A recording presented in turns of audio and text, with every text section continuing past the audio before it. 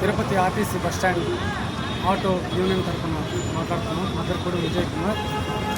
తిరుపతి నగరంలో డ్రగ్స్, మాదక ద్రవ్యాలు, గంజాయి ఇలాంటివి వాడడం చాలా నేరం, చట్టరీత్యా అది పెద్ద నేరం.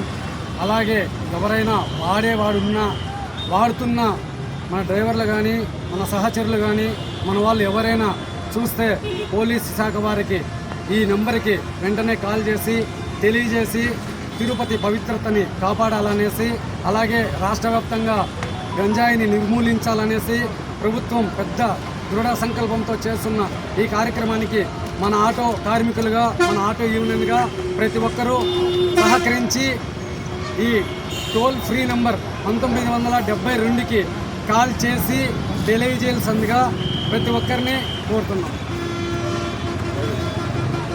బాగా మాట్లాడదాం. ఇంకొద్ది షార్ట్ 57 సెకండ్స్ షార్ట్గా 30 సెకండ్స్. Okay, please. దాన్ని ఎడిట్ చేసుకోవచ్చు. చేస్తారు.